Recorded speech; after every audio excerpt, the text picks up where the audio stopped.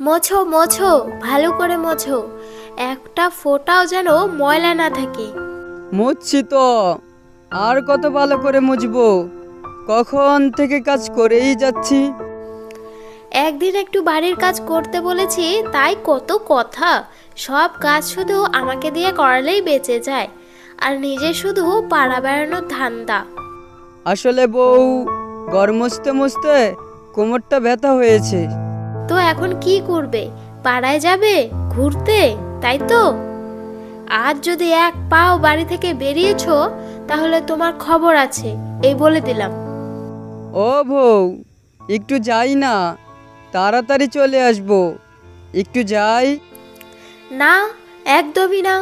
আমার বোনের মেয়ে আসবে বলে কথা। বাড়িঘরগুলোর অবস্থা দেখেছো? ভালো করে পরিষ্কার করতে হবে তো। নাও নাও, তাড়াতাড়ি কাজগুলো সেরে ফেলো, আমি গরুকে জল দিয়ে আসি। উফ, কাজ করতে করতে প্রাণটা আমার বেরিয়ে যায় অবস্থা। ও মাসি, কোথায় গেলে? আরে মিষ্টি, চলে এসেছিস? এত রোদের মধ্যে আসতে গেলি কেন? বিকেলে আসতি। আর আসার সময় কোনো অসুবিধা হয়নি তো? না না মাসি, কোনো অসুবিধা হয়নি। আগে বলো, মেশো কোথায়? এই তো আমি। কখন এলি মিষ্টি? এখনই এসেছে। আর তোমার বেড়া দেওয়া হয়ে গেছে? কোথায় বেড়া দেবে মাসি? আর বলিস না, কলপারের ওপাশের বেড়াটা কতদিন হয় ভেঙেছে। ঠিক করতে বললে আমার কথা গায়েই লাগায় না, শুধু ঘুরবে আর ঘুরবে। তাই আজকে ঠিক করতে বলেছি। যদি না ঠিক করতো না, তাহলে আজকে রান্নাই বসাতাম না। মাসি, তুমি মেশোকে বকো না। মেশো, তুমি বসো এখানে। না, কোনো বসাবসি চলবে না। দুপুর গড়িয়ে বিকেল হতে চললো। তুমি যাও, কাজটা তাড়াতাড়ি শেষ করো, তারপর আমি রান্নাটা শেষ করে খেতে দেব। মাসি, মাছের তরকারিটা খুব ভালো হয়েছে, আর চচ্চড়িটাও। তোকে তাহলে আরেকটা মাছ দেই।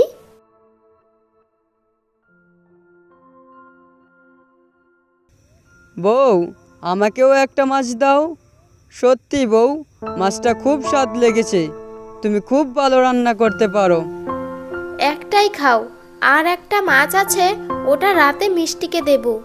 না না মাসি, আমি আর মাছ খাবো না, তুমি মেশোকে দাও, কত আশা করে চাইলো। একদিনও হলো না আর এখনই মেশোর হয়ে কথা বলছিস? তোর মেশো যে কি হারে কাজে ফাঁকি দেয় সেটা বুঝবি, কিছুদিন থাক আগে।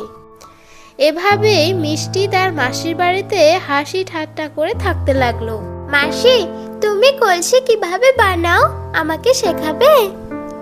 ধুর পাগলি, তুই এসব শিখে কি করবি? তোর এখন পড়াশোনা করার বয়স। পড়াশোনা করে ভালো একটা চাকরি করবি, বুঝলি? শোন, আমি পুকুরে গেলাম জামা কাপড় ধুতে। তোর মেশো না আসা পর্যন্ত এখানেই বসে থাকিস, নাইলে পাখি এসে সব কলসি ভেঙে ফেলবে। ঠিক আছে মাসি। কোথায় গিয়েছিলে? যাও, কলসিগুলো পাহারা দাও গিয়ে। আমি ওখানে মিষ্টিকে বসিয়ে রেখে এসেছি। কি রে মিষ্টি, এখানে একা একা বসে থাকতে তোর ভালো লাগছে? না গো মেশো, ভালো তো লাগছে না।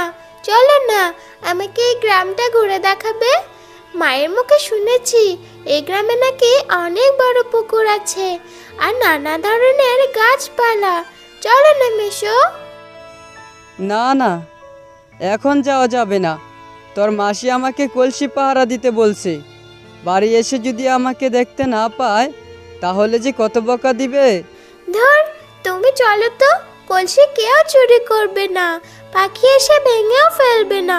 পাখিরা কি কলসি ভাঙতে পারে? মাসি আসার আগেই আমরা চলে আসবো। নাও, এবার তো চলো। ঠিক আছে, চল তাহলে।